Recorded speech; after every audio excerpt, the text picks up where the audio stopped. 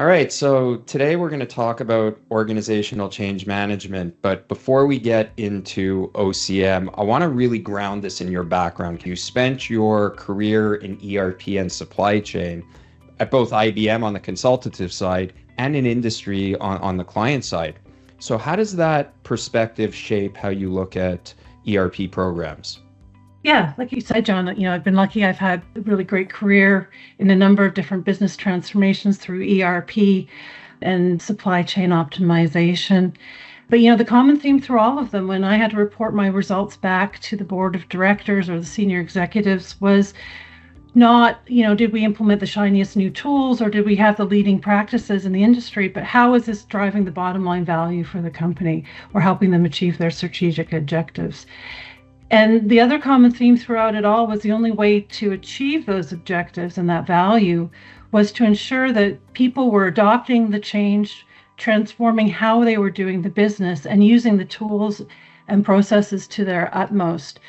So you put those two things together and you understand that managing change and managing people through change isn't just fuzzy or soft. It's really about driving that bottom line value for the company, delivering results, and ensuring that the huge investment the companies make in an ERP or a business transformation is being realized with a return of direct business value.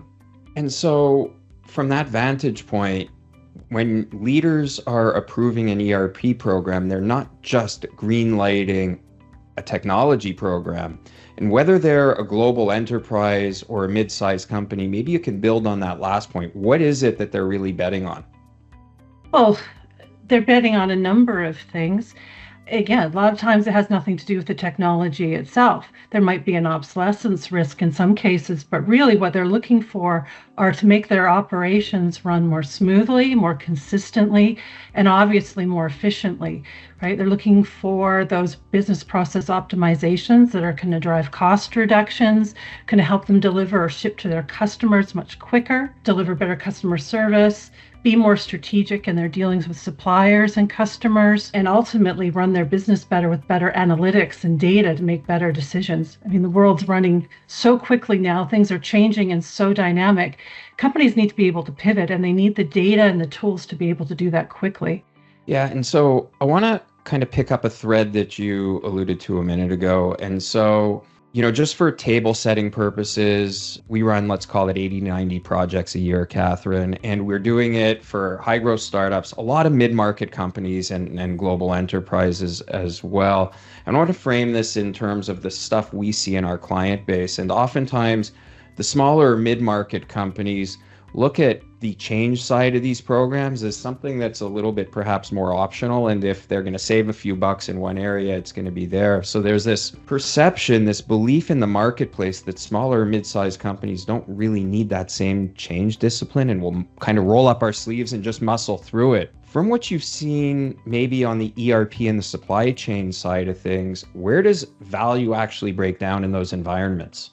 Yeah, well, and you're absolutely right. I mean, I can't tell you how many mid-sized companies we encounter that have the real, let's just roll up our sleeves and get it done type of attitude in terms of how they approach things.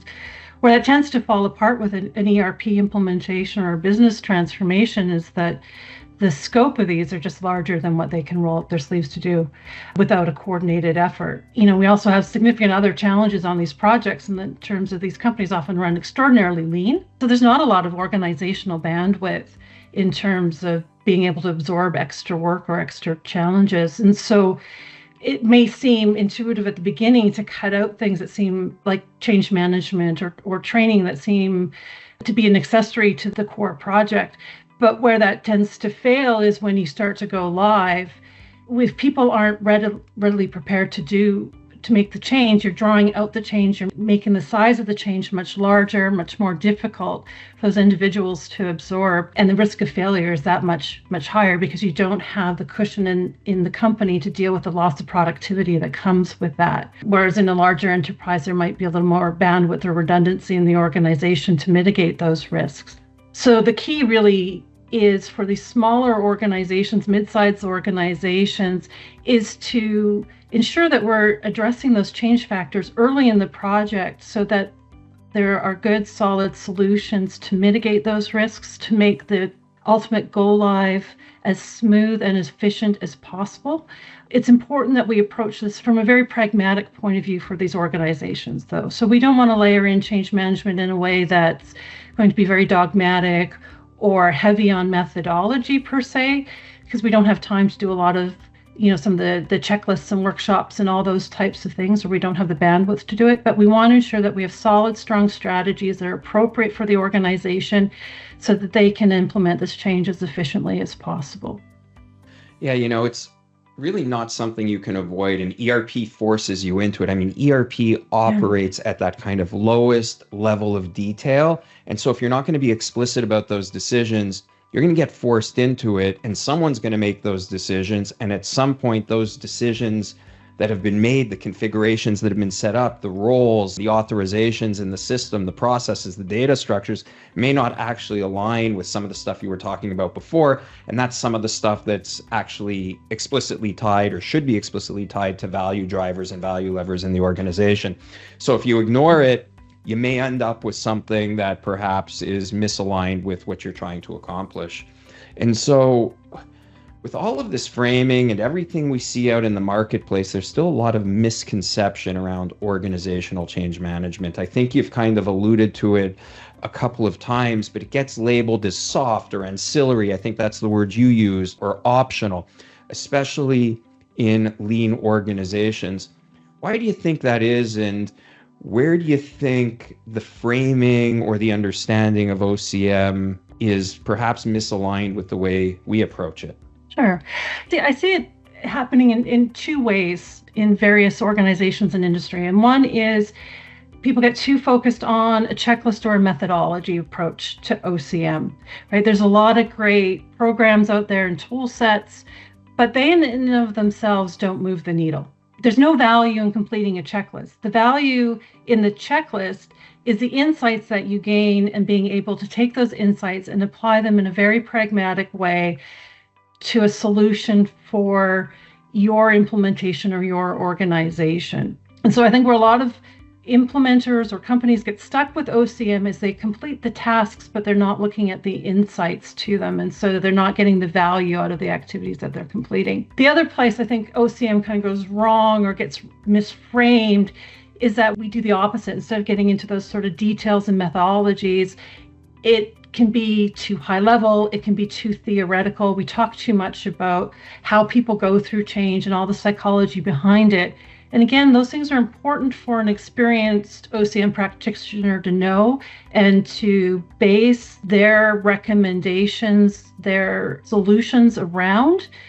But again, you need to have the experience of being able to take that knowledge, take those insights, and really apply them in a way that's going to drive value for the organization, right? Value in terms of being able to complete the implementation as efficiently and as effectively as possible, but also to drive value for the organization as a whole. Like I talked about, at the end of the day, this is what the organization's trying to get out of their implementation, is those bottom line values. And so I think Pemmico's approach to OCM is to blend that business knowledge with the people knowledge in a way that allows us to apply it to adequately get the value and not just go through the motions of what we need to do.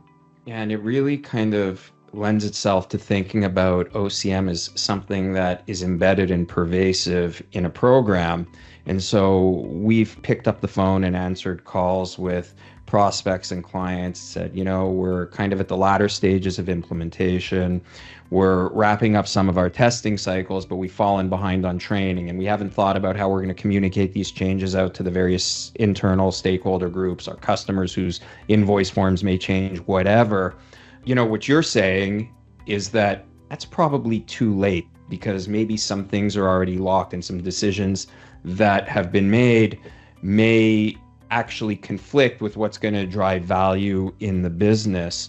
So from your experience being held accountable for these outcomes, talk about things that maybe businesses should think about early and approaches they should take to kind of weave this into the process from the get-go. Absolutely. Yeah. I mean, first of all, I'll say it's never too late. So if you've missed the boat, you still should try and jump on and do what you can with change management. But it certainly hampers what or limits what we're able to do.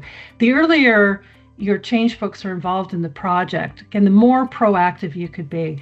It's sort of like how you approach your equipment in a manufacturing operation. You can run something to failure and not do your preventive maintenance, but at the end of the day, that's going to cost you more money, right? And OCM is very similar. It's a risk mitigation activity. And so the sooner we're in, we can identify those risks, we can come up with plans to mitigate them, we can track how things are going and build that in, the better. It also means we're not scrambling at the end doing something that's subpar, suboptimal, particularly from a training point of view. Training materials are actually quite onerous and time consuming to create. People underestimate that frequently. And so the sooner we get on it, the better the materials that you have. And the payoff on those goes well beyond just your implementation. They can be used for onboarding, et cetera, et cetera. But it really comes down to the work effort is actually less if we start early, because we're taking those proactive early measures to get it off on the right foot from the beginning, as opposed to scrambling at the end when users are resisting or there's issues. Or as you mentioned earlier, part of what OCM does is help build that engagement to surface those business processes or data nuances that sometimes your project team aren't aware of, but exist in the organization and can trip you up down the road. So we bring all of that to the surface early so it gets addressed properly, and things just flow. And you're not in that reactive mode where you're wasting a lot of time and energy to clean up something that could have been prevented. Yeah, and so if we take kind of this change management life cycle or journey, you run through all these stages, and ultimately, I mean, there's no end game because transformation is this kind of ongoing, continuous activity. But really, the value realization happens when the people in the business, from frontline workers all the way through to the executives who are making decisions, are adopting the new processes. And you've said before, at least to me, that adoption doesn't equal value. So can you explain that distinction from an operator's point of view? Yeah, I think really it's, implementation doesn't equal value, right? Putting in a new system or a new process in and of itself doesn't drive value. You start to attain benefits by having people use that, apply it, change their way of thinking and change their way of behavior.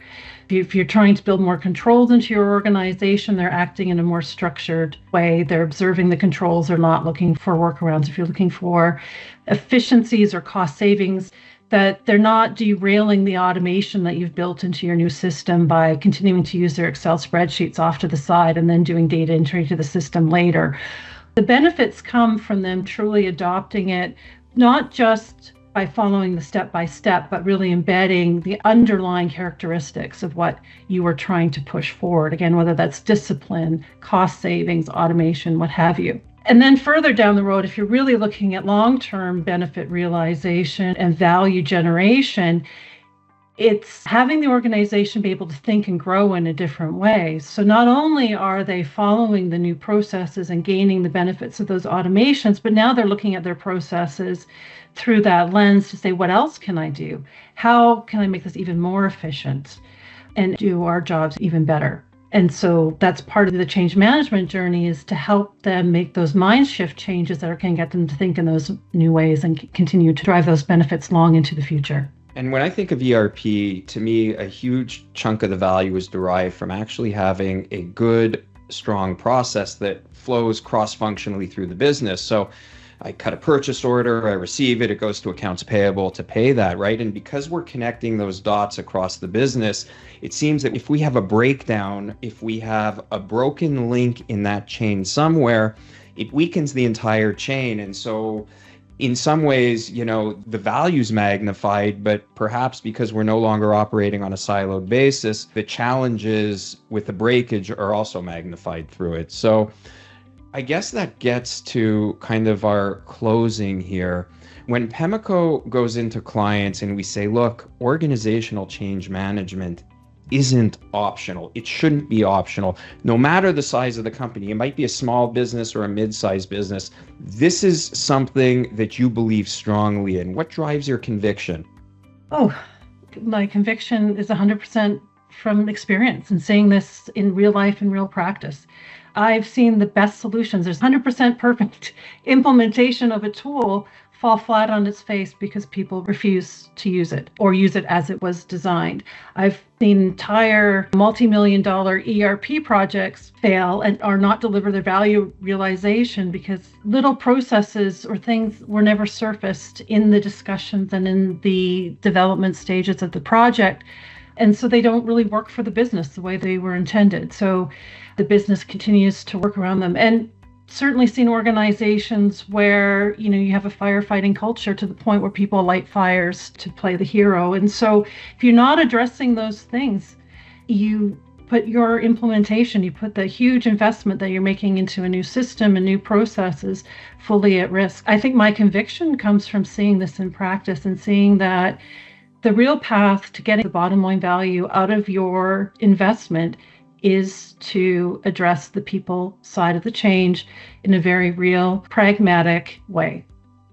And I think the compelling argument, the pitch, is that ultimately, if you're as a business leader accountable for delivering business value, you can't treat the change as something that's optional, because that's where value either shows up or it disappears. And if you're going to spend all this time, all this effort pursuing a high risk, high cost, high reward transformation program, the change is something that has to be viewed as integral to the delivery of that. So, Catherine, amazing discussion. Thank you for joining me and look forward to more on the topic from you. Thanks, John.